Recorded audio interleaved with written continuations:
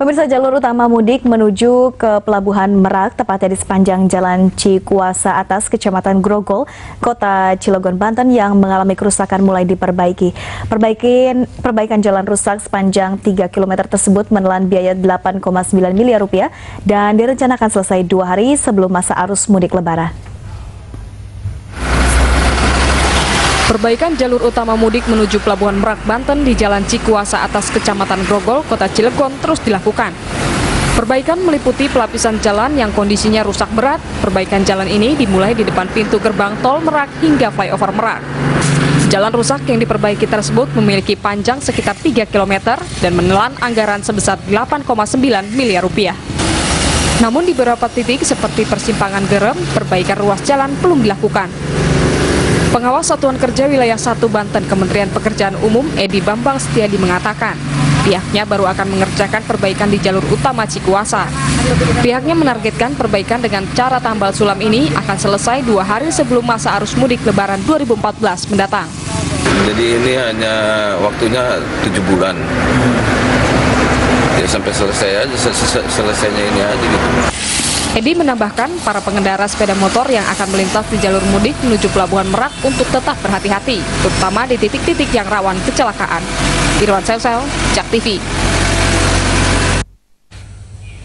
Pemirsa, memasuki pekan pertama bulan suci Ramadan, sejumlah titik ruas jalan yang menjadi arus lalu lintas, arus mudik Serang masih mengalami kerusakan parah. Guna menghindari kemacetan dan kecelakaan, pihak Dinas Bina Marga dan Tata Ruang Provinsi Banten mempercepat perbaikan di sejumlah ruas jalan yang rusak parah.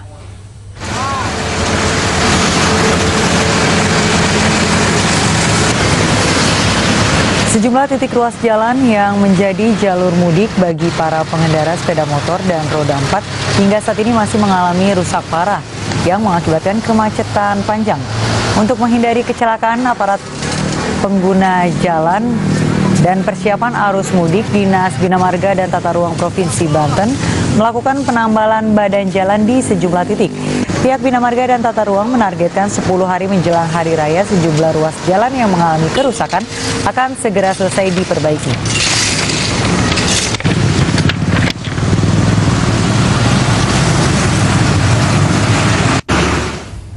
Pemirsa, untuk menekan angka kecelakaan sepeda motor saat mudik Lebaran, Dinas Perhubungan Kota Bekasi membuka posko mudik gratis. Warga yang ingin mendaftar hanya membawa kartu identitas, surat izin mengemudi, dan fotokopi surat STNK kendaraan bermotor. Mulai hari ini pembukaan mudik gratis yang dilakukan Dinas Perhubungan Kota Bekasi dibantu Kementerian Perhubungan resmi dibuka untuk warga yang akan pulang kampung saat hari Lebaran nanti.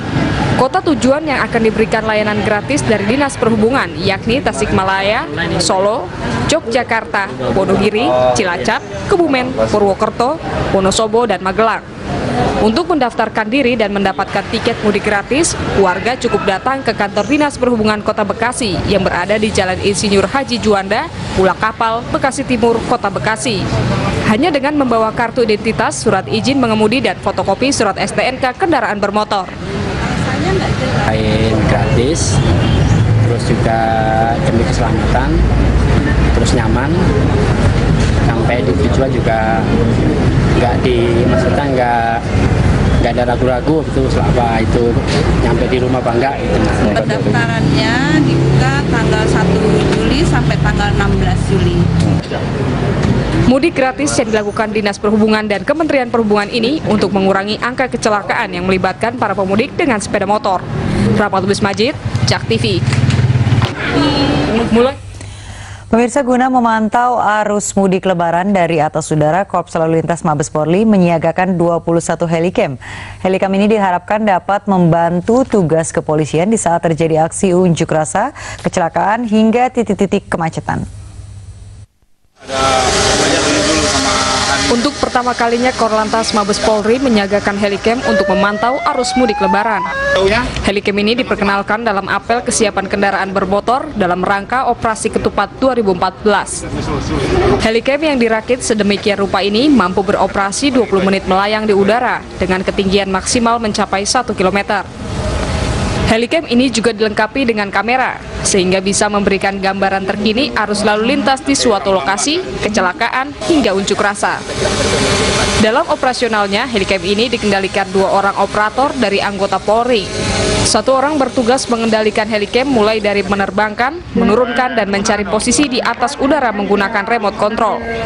Kemudian 1 orang lagi melihat hasil monitor dan mentransfernya ke monitor sehingga keadaan wilayah tertentu bisa diamati. Kita juga mendapatkan satu inovasi baru, yaitu untuk memonitor di tempat-tempat tertentu, misalnya macet, ya, kemudian ada kecelakaan yang fatal. Nah, kita punya Helicam. Helicam ini dikendalikan oleh operator, oleh anggota, diterbangkan bisa dengan jarak sampai dengan kurang lebih 200 sampai dengan 1 kilometer. Saat ini Helicam yang diperkirakan senilai puluhan juta rupiah ini sudah disebar ke sejumlah Polda, diantaranya Polda Metro Jaya, Polda Jawa Barat, Polda Jawa Timur, hingga Polda Banten. Hendra Aryadi, JAK TV.